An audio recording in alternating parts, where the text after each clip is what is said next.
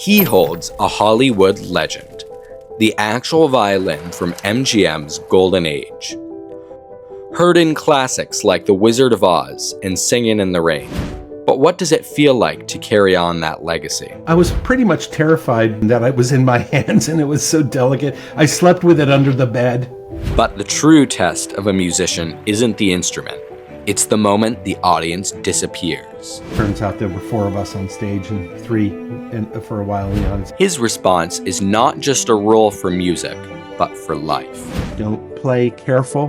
Play like it's your last concert. From multi-Grammy nominee Jeremy Cohen, a masterclass built on one radical truth. We always say there's no bad music, there's only bad performance. I'm Vonn Vanier, and you're listening to Beyond the Notes. Jeremy, welcome to the show. Hi, Vonn. Nice to be with you. Thanks for having me. So, Jeremy, you've called this violin the most important voice of your life. Can you take us back to the first time you held it and what that felt like? I had come back from, I grew up here in the San Francisco Bay Area where I am now.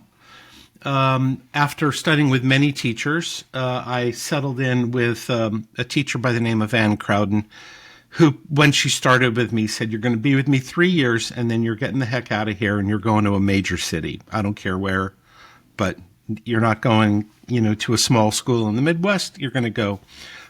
As predicted by Ann, her teaching was, and mentorship, frankly, were critically important to my development. And from her class, I got into the class of Itzhak Perlman at Brooklyn College in New York. And as soon as I was surrounded with the players in Perlman's class, I came back for the first semester break. We started in September, and then December I came back home, and I went immediately to the violin shop where I had grown up, basically, the Cremona Musical Instruments in San Francisco. I got my first good violin when I was 12 years old, and I came back to the shop and I said, "You know what, Nash, my violin's good, I like it, but I think I really need something to go the next step."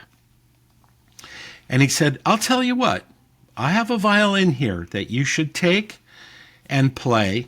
And he took it out of a sort of a special vault or something he was keeping it in, handed it to me, and I tried playing on it, and I was used to playing on my other violin, so I hadn't quite drawn the right tone quality out of the instrument. He said, "No, take it home and live with it for a little while." Because I was questioning whether it would be a good instrument for me. He told me what it was. It was made by Jean-Baptiste Vuillaume in 1868, as he mentioned. And I kind of freaked out because it was sort of a famous violin maker.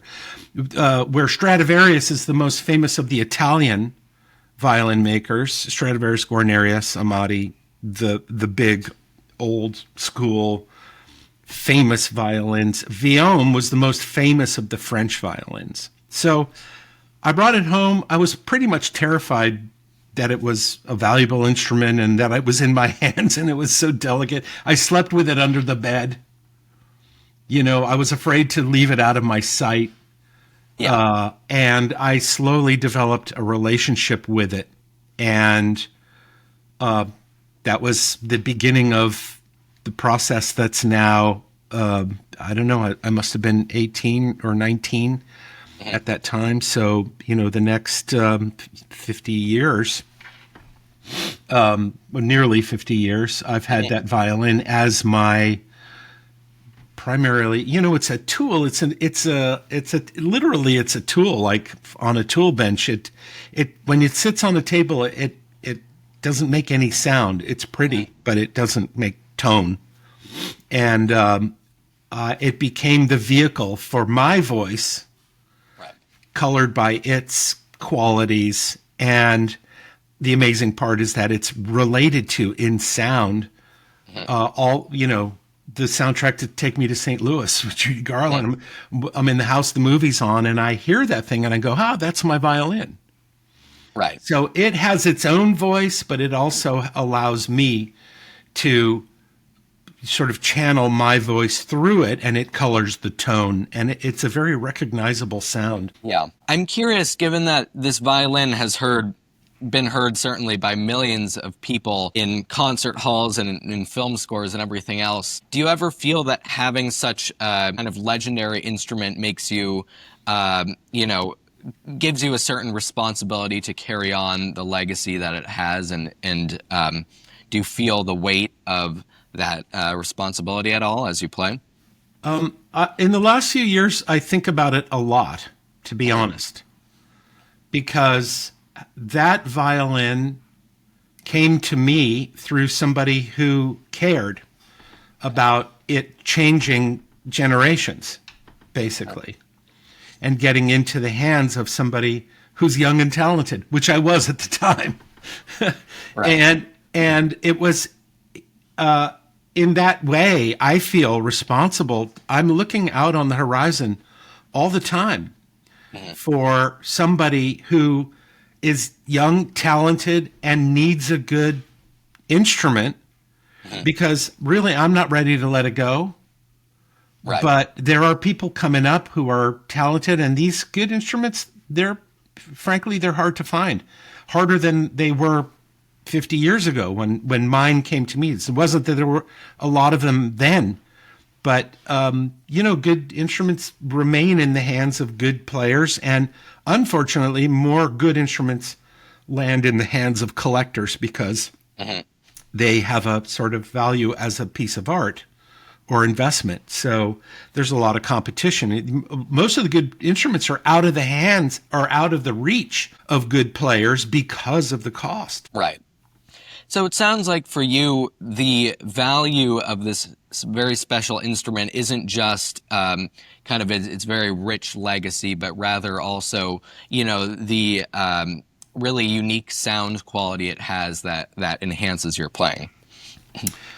Well, it has unique in that no two violins sound the same. And also because of the quality of the maker and the quality of the actual tool, the instrument, it delivers a better sound than many. And once you get up to this level of instrument and instrument maker, they just vary like our voices vary. Yeah, I mean, but I was just going to use the reference. I don't know if you ever saw the movie The Red Violin. There were a lot of things. It has a fantastic soundtrack that Josh Bell played on, a beautiful violinist. But the reason I think about that movie was because it follows a violin through time and over a couple hundred years. Right. And that stuck with me from the movie because it came from one environment. He passed away. It came to me. And I'm looking out to pay it forward, to put it where it will also, its voice will be heard by many people. Right. So I lean towards players, not necessarily investors. Right. Or the combination of an investor who will put it in the hands of a player. And I think that's becoming more and more the likely scenario these days, is that in order for a good, talented young player to get an expensive instrument in their hand, either institutions or investors pay buy them for their value and then insure them and put them in the hands of players who will then reach more ears. It's been said that there's, no shortage of musicians willing to rewrite the music of geniuses. And so I'm wondering, what responsibility in your mind do performers have, if any, to honor, the original intention of the composers versus, to reinterpret the music and to play it in the way that the musician feels fits best? This is an interesting question, particularly for where I've been in the crossover space, because we are in some cases taking music that has come from a previous era, even if it's jazz era, even if it's, funk was big in the 70s. These are previous, musical genres that were alive in society at a certain time, going all the way back to Baroque composers. We have a different sense of personality and elegance from them. But in my case, I mean, I'm sort of a standout in a way because I've taken a string quartet, taken it out of the realm of traditional classical music, and have tried to bring the authentic sensibility of the music that I arrange for Quartet San Francisco, so that we don't sound like a classical string quartet. Right. So, but because these are our instruments, we want to represent the genre of the music that we are playing at any given time. And so what we have to do is learn a little bit of extra techniques. It's really, all of our classical training has loaded us up with plenty of gear for playing pretty much anything that can be put on a page. However, can we sound funky? Can we sound like, Herbie Hancock? Can we sound like Leonard Bernstein? Can we sound like Stevie Wonder? Can we sound like Tower of Power? Can we sound like,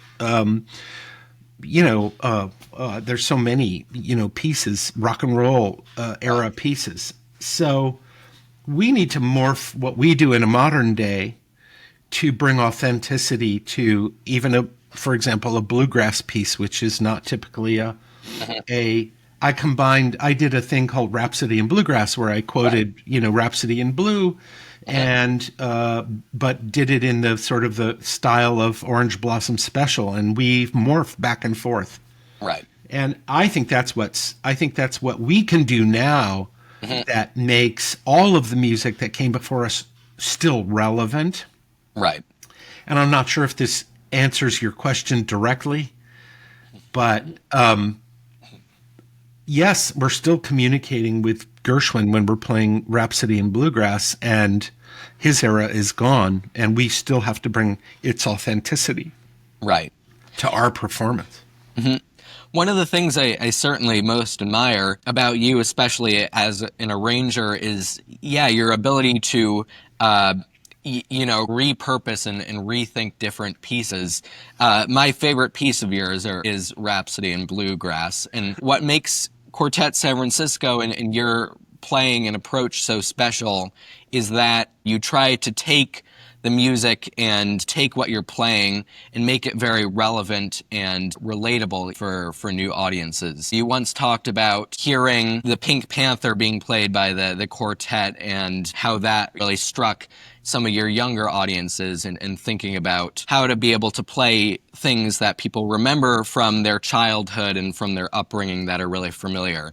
So can you speak on that and your quartet's approach and mission as an ensemble and what you're hoping to achieve?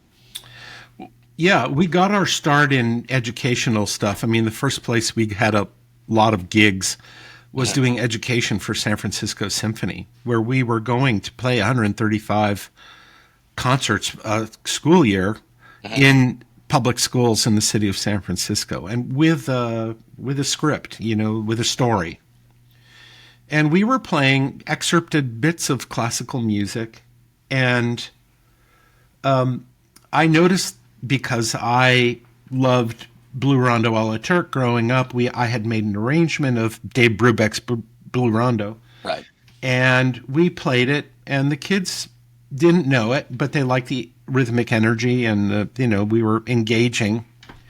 But I noticed when I played the Pink Panther that the kids went crazy, and I asked myself why, and we finally came up with the reality that it's a part of their life experience, because the Pink Panther cartoon was something they watched on Sunday mornings. They knew it, they owned it. It was their music. Right. And that sort of lit the light bulb for me about, if these kids can be lit up by hearing the Pink Panther and having a kinetic reaction to it, then the string quartet playing Pink Panther becomes completely normal to a little kid. Right. It's playing their music. And this can also raise the question, as that kid gets older, about, well, I understand there's a lot of other music for string quartet. I wonder what it sounds like when they play Mozart. So it sort of expands the imagination of people in both directions. Right. You know what I mean? Where a lot of people aren't exposed to string quartet, we were exposing the kids, playing things they knew. Theme from The Simpsons, Right. I would do cartoon stuff, from Disney movies. And I could see that those were the things that really incited a physical reaction from their bodies. Yeah. And so this kind of became the mantra of, well, if they love this, why don't we just play things for string quartet that we love, and then we can be fully invested, because aside from it being a job and aside from us living in a society where people have to buy food, pay rent, and drive a car and pay insurance, Right.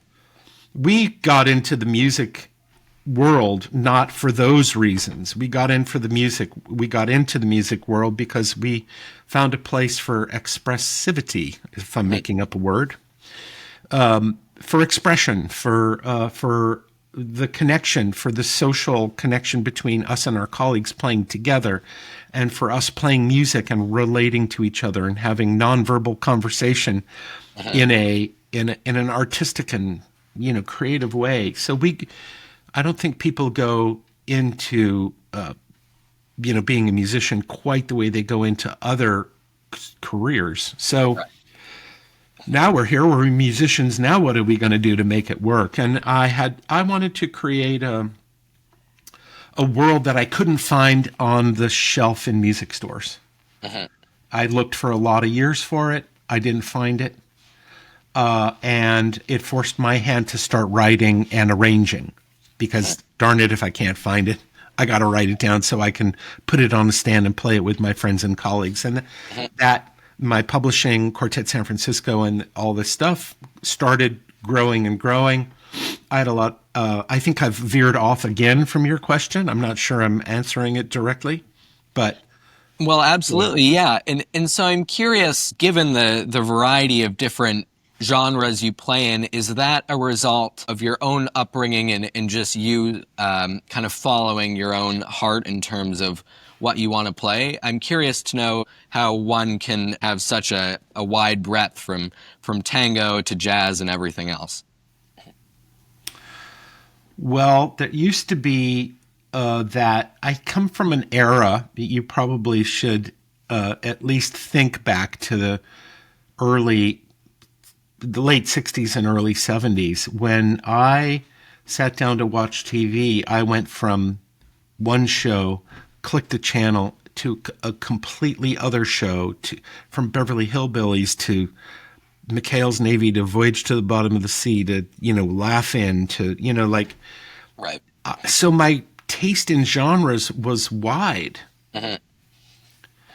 And I wanted to be able to express it all as a musician. And I think the interesting thing, if I get back, keep myself with your question, was as long as we're playing, one of the rules of Quartet San Francisco is somebody has to have passion for the piece we're playing. Right. Each piece has to be led and brought to the group by either its creator or somebody says, listen, I love this piece and I want you guys to come along and learn to play it with me because it means a lot to me. And in this way, we can always keep our youthful zeal and desire to take the instrument out of the case and play it and create. Right. Because we're not just saying, okay, what's on the repertoire today? Okay, we're playing. I don't mean the Mozart symphonies are boring. I mean, or quartets. They're fabulous music, but they are not. They're repertoire that we know, that we're trained in, that we're familiar with, that we love, honor, and respect. But we don't. I mean, maybe in the rarest case, somebody falls in love with Beethoven Opus 59 number 3. It's a fantastic piece, the Razumovsky, string quartets. But I was referencing things from our lifetime, Right. from my lifetime, not from Beethoven's lifetime. Right. It was a different world. And so the things that incite my passion are things that I have been exposed to since I was a kid. So Quartet San Francisco, again, plays one degree of separation. I would tell all the audiences almost all the time when we play concerts, we're playing music that's one degree of separation from you. Either you heard this piece, your parents listened to this piece, your kids love this piece, but it has a direct connection to us in our lifetimes. So when you play these different genres, is there almost a physical shift or a change in mentality that you use to really embody each genre, or how do you approach that as a professional yourself? My feeling is that each genre has its own unique physical feeling and kinetic sense. Like if I use the body posture of a classical player and try to play music by Chick Corea, it's going to come out sounding like classical music. So jazz has its own language of accents, of syllables, of swing rhythms, of straight, rhythms. Mozart has its own language and vocabulary of rhythmic affectations that call to 17 something, Tower of Power, we calls us to play music from 1975 to 2025. Right. And they all physically feel different. In my body, in our technique, we're essentially using the classical technique we were trained with, but we're scooching things around so that there may be more coarse or the slides a little more accented so that it has the sensibilities of the modern contemporary style and genre. Right. So I'm curious to know, certainly to be able to do that and to navigate between the different feelings of the genres requires a lot of technical ability. So in your eyes, what makes a musician really respectable and professional? Is it that ability to have the technical prowess to be able to navigate between different pieces and technically succeed, or is it something deeper about the expression and the emotional approach of the music? Complicated question. It varies from person to person, but focus and intent are 90% of if they are focused on what the music is calling them to do and to adapt what all their skill set. Usually classical musicians are sort of overtrained for the ability to play in other genres, even though they may not realize it. Right. Connecting your ear with the music you are either reading or playing and focus on bringing it to life in the most effective way and working with others to morph it so that we collectively, in the case of a string quartet, collectively agree on how the articulation, like you're drilling down on how do we get to the details of this stuff. And it's about commitment. It's about seriousness. Right. It's about the ability to collaborate, because a string quartet, I'll reference string quartet, is like a cocktail. And if you change one ingredient in a cocktail, it becomes another drink.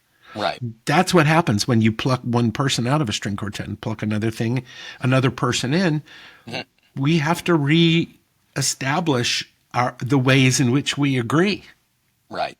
Because there's a whole other person. So there's that chemistry, plus the chemistry of the individual, which relates directly to your question. I want to make this, and also, personality is really important. Do you want to make it about what you want it to be, or do you want to make it about what you think the composer's intent is? Where are you reaching inside of yourself to play this music in its best form that you can bring it in any moment? So I like people that are intense, focused, social, funny, hardworking, it's really important that when we are focused on music, that we're not thinking a lot of words. Like the pathway from interpreting music to music coming through our instruments does not involve thought that can be translated into text. Once you have good technique, you're not thinking, oh, I need to move my bow a little more to the edge or to the, I'm in the wrong part of the bow. You hear the sound, you make the correction, and all of your technique is in service to getting at the musical interpretation without, in school, we use words to teach kids, but at the level of professional that we're referring to here, we have to trust and collaborate using our instincts. Right. And language gets in the way. But language is also necessary to shake loose stuff from my brain and share it with other people in a inviting way so that they feel they're capable of changing things on their own. I teach my kids to teach themselves. And I mentor my colleagues to empower them to bring their ideas forward without feeling hesitant about it. We always say there's no bad music, there's only bad performance. Which is, you may like some pieces more than others. Right. But music isn't bad until you play it bad. Right? Yeah. So, exactly. So I'm wondering, you talked about the chemistry of the quartet and how that feels. How do you navigate that, working with three other musicians and not, relying on instinct and not using words in order to achieve the chemistry and succeed in bringing across the intention of each work? What does that look like in terms of... Each player must feel free to be able to animate the music, not just interpret what's on the page, but bring it to life. Right. And we do have to use language. We spend a lot of time talking, and I spend a lot of time explaining. Right. But we try to get back to the playing as much as possible so that all of these discussions take place in real time while we're playing the music. Every player has to feel, for the group to be successful, every player has to feel that their voice is a critical part of what makes the quartet music good. I say in Quartet San Francisco, at one point or another in every piece, everybody is the first violinist. Right. The distribution of material around the quartet has everybody looking out for certain parts of the piece where their voice is going to be the most critical voice. And how do we make sure that the others know to make space for that voice at that time so it happens seamlessly? We as musicians have to have these conversations about dynamics. I think you're a little too loud for me. This isn't balancing quite right. I want that voice. That voice should be primary. This voice should be heard, but it's secondary to the other voice. We work in an environment where we spend time talking, we spend time playing, and when we go to concert, we spend time flying. Right. Period. No, I don't care about mistakes. Don't play careful. Play like it's your last concert. Give it everything you have. It matters. We will reach the audience and touch them if they feel our commitment and our abandon and our focus on each other. And I know it's true. I know it happens.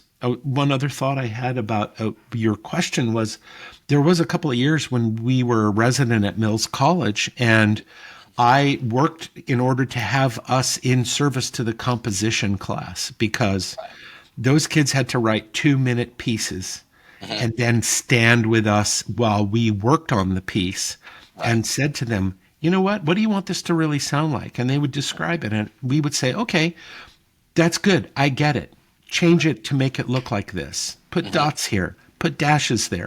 Put little decrescendos here. Whatever it is, whatever it was that helped the composition students get the message on the page, because one of my great realizations is if I don't edit all my music, I'm not giving players that are going to play it in the future the fair chance of knowing what I want them to do, because the notes alone don't tell the entire story. The dynamics, the markings, the ideas that, Right. listen to viola here, all these little things.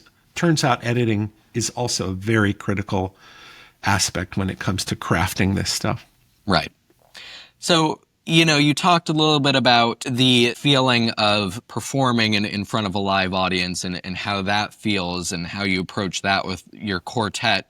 I'm interested to know from your perspective, especially when touring around the world and playing in all sorts of cities on a variety of different continents, there certainly must have been, a lot of lessons you learned along the way with your quartet in that process.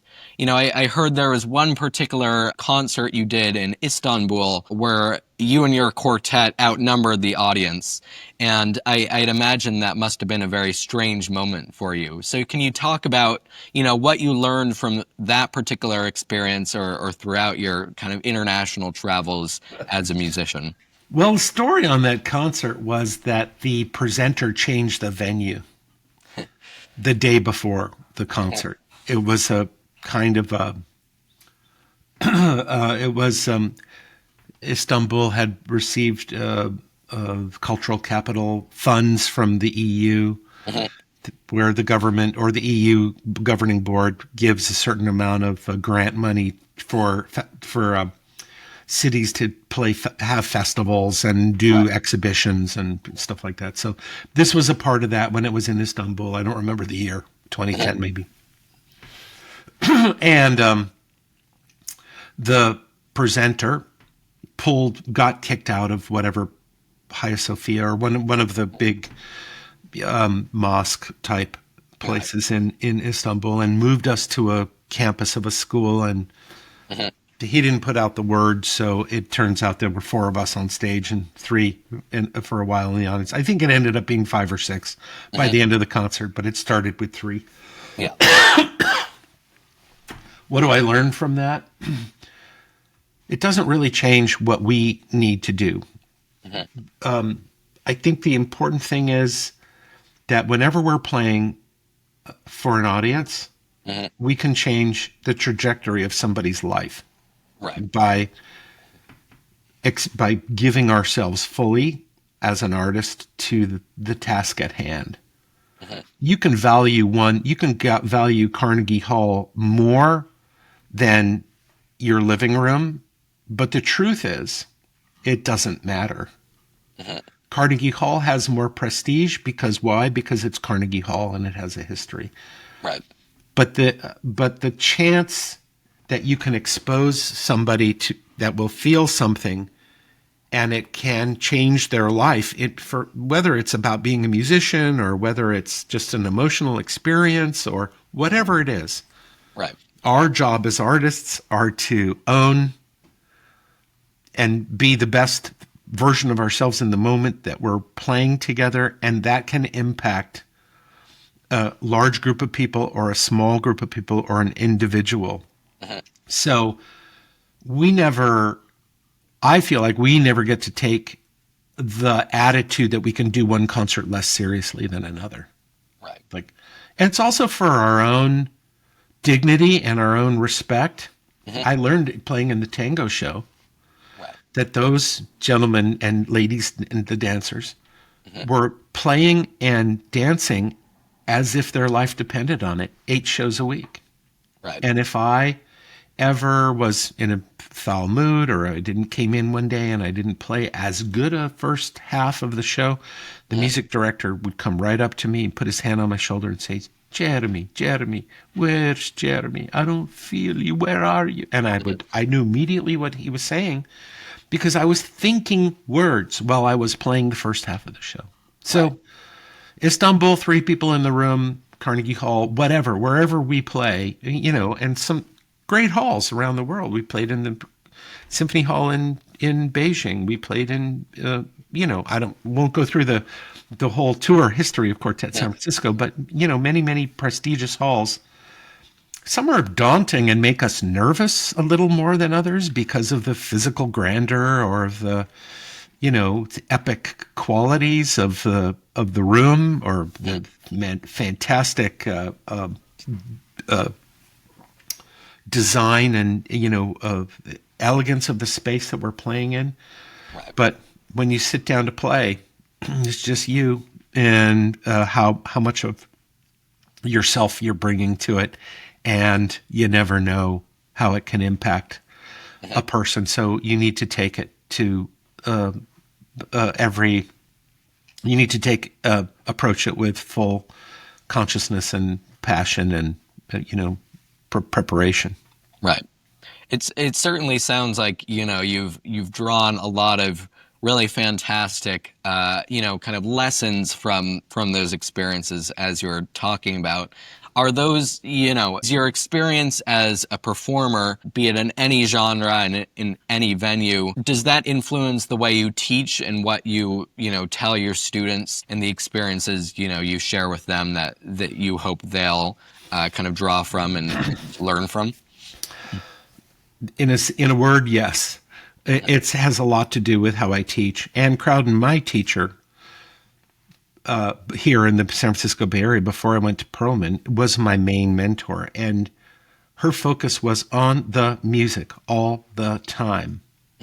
She didn't suffer fools. She didn't suffer a kid that wasn't paying attention. She would throw him out of the room, So we learned to keep our nose. And in coaching the kids that I do on occasion at a high school here in California, I work them hard. When I do sectionals for them, or when I do coaching, or when I teach lessons, I work that kid hard for the whole hour. And I think that the kids trust, because they have a sense of, they're people too. They have a sense that my commitment is to the music. I am not telling them they're doing badly, or I tell them when they do well, but the goal is always getting to the music, playing the instrument better. And they know that those are my intentions, and they trust me. And at the end of the year, they're very sweet, and they celebrate me, and, they show their appreciation. They appreciate being worked hard, and not taking big gaps in a study session, but to nose to the grindstone. I like to think of audiences as a bull with a ring around their nose. Listen to this. Listen to this. Now listen here. What are they doing? Here's, you give it direction all the time. And the kids that are not down for it say, I don't like him. He's too intense. The kids that love it, they're absorbing at an incredible rate. And whether they become professional musicians or not, it teaches them a ton about being right. Music lessons last a lifetime, whether you apply them to music or not. Right. What you learn about focusing and collaboration and any art. I think this is the whole thing we're suffering with now in our culture is what is art, and why is it important? And it's for these reasons. It's for the discipline of the human with an internal life. Like, how do we reflect our souls to other people? It's through these mediums. For us, it's instruments and composition. For others, it's acting, and for others, it's dancing. For others, it's painting. For others, it's photography. But it's all, what art is, and it's a form of human expression. So this is where we keep our focus. Right. I think that sort of answers your question. Yeah, absolutely. As a final question for you, what advice, from all your years of being a musician and learning the ways of the world of music, what advice would you have for young aspiring composers and young violinists and musicians in general? Well, it's always been my opinion that musicians should be either forced or cajoled into understanding the business of What do you see yourself doing in 5 years? What's the most direct path to that goal that can change on the way? But if you're heading towards a goal, then you need to know more than just how to play your instrument or just how to write a piece. You need to know how to bring it to, these days, social media. How do you get it performed on a stage? By bringing it to other people, by talking about it, by seeking representation for it. That's business. What musicians don't do enough of is understand not only the discipline they learn on their instrument, but how to bring it to the world effectively. Right. So I encourage all young musicians to think about what they want to be doing in 1 year, what do they see themselves doing in 5 years, and what do they see as ultimately their goal as an artist? What do you want? How would you like it to be received in the world? Because that's going to take some work that's not the same work. It's writing documents. It's having contracts. It's calling up people and telling them we need music stands on the stage. It's logistics.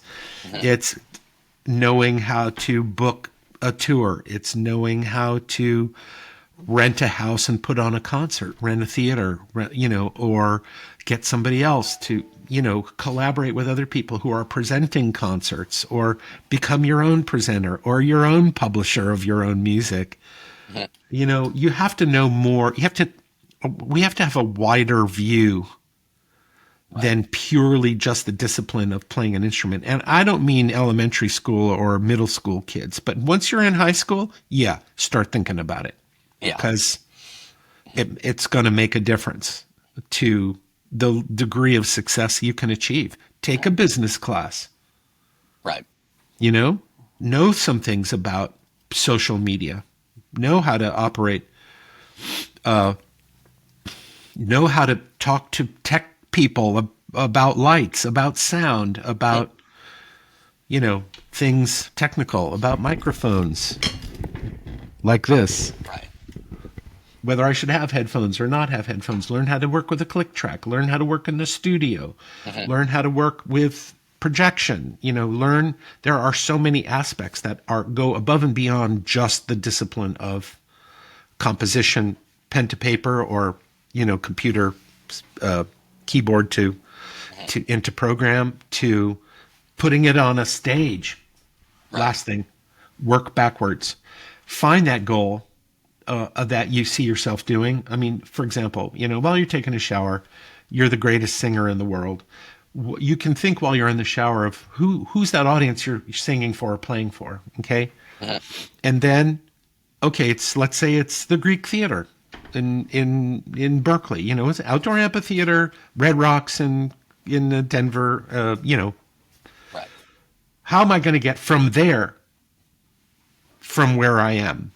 Think about what that venue is, what it takes, and start learning about what those people know that got them there. And also, if you like somebody's music, tell them. If you want to be involved with a band, if you're an instrumentalist and you're interested in playing different types of music, tell those people you like their music, and should they ever be interested in adding an instrument, you would be really interested in being that person. Move your own pathway forward. We don't tell people enough how much we appreciate them or what they do means to us, because it changes our trajectory.